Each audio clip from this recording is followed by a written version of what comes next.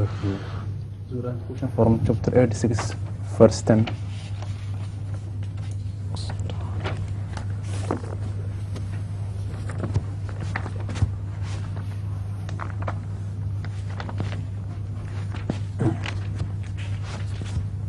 Chapter 86, verse 10. Yes. أعوذ بالله من الشيطان الرجيم بسم الله الرحمن الرحيم إنه على رجعه لقادر يوم تبلى السرائر فما له من قوة ولا ناصر. The translation is, surely Allah has the power to bring him back to life on the day when secrets shall be disclosed, and he shall have no strength and no helper. So this day يوم تبلى السرائر. This day يوم تبلى السرائر. Does it has any question with the advent of the Prophet Messiah? Read the verse again. يوم تبلى السرائر. He says, before that, then I'll leave it on. إنه على رجعه لقادر يوم تبلى السرائر فما له من قوة ولا ناصر. Ala Rajihi refers to man. Yes.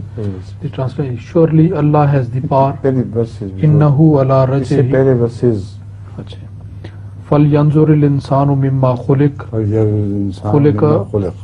خلق من ماء دافق يخرج من بين الصلب والترائب إنه على رجعه لقادر.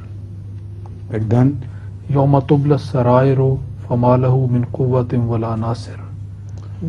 This is the whole description on which the question should be based, not on a partial verse. Right from the beginning, man is shown a beginning of his creation, which is apparently extremely insignificant. Not only that, it's also described in a manner as man should be ashamed if we didn't know the wonders which are wrapped in that beginning. Apparently it was a small beginning like kirme khaki, a worm-like beginning. So who could take pride in this beginning? And he knows it. He should consider that after all he had a very small and humble beginning. Then he grew into man. And then he began to decline. And when he declined, he became rotting bones and dust. But God promises that He would raise him once again, despite all this, what has become of him. So this is the full message. Now raise your question. This raising, does it have any connection with the spiritual revival of the little race? Of course, it can be inferred from this, but you will have problems. If you infer from this, then the beginning of Islam will have to be mentioned as beginning like a human cell is born. That's not true. The beginning of Islam is the most glorious beginning.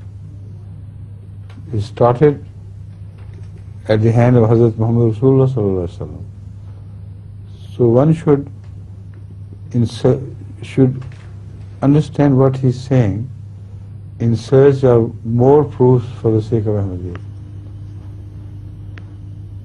You see, it may become disgraceful sometimes, this exercise, and that is why, to my knowledge, Hazrat Muslim has not employed this verse in the proofs in favor of his advent,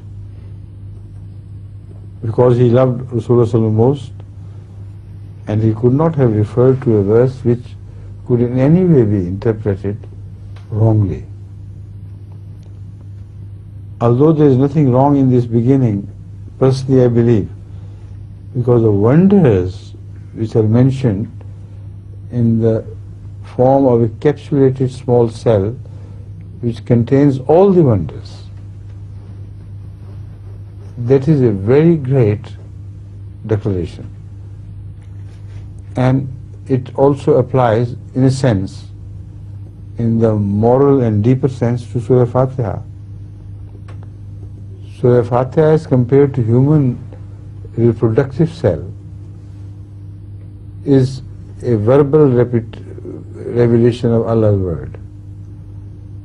But like the human cell which replicates and grows into humans, it contains all the properties which man would reveal after he has been given birth. None of human properties are added later on. All of them are contained in the cellular tissues of the sperm which gives birth to human, and the ovum of the woman which gives birth. The first thing that comes out of their union contains such fantastic detail of the development of the child that it is written there that at such age your eyes should start weakening, your teeth should stop growing, your ears should become deafer and deafer, and this thing happened to this system and that system. All that is written. If it was not written and predetermined in this sense, then man could live forever. So the rise and fall of every human is inscribed in the genes which carry the cells which are mentioned in this. So although if you go deeper, there is no disrespect in referring the beginning of Islam to a beginning like this, because in that beginning the basis of the building was laid, which was to grow to the highest elevations with the progress of Islam further and replication of Islamic message all over the world. All that was contained in the initial cell of Surah Fatiha, and that grew into Quran and it grew into the universe. So if you seek such arguments in favor of Ahmadiyyah, with this meaning as I have described, there is nothing wrong, nothing disrespectful. But what would be the purpose? Our enemies or adversaries do not understand even simple statements categorically mentioned by the Quran. How would they follow this very minute and intricate argument which I am developing?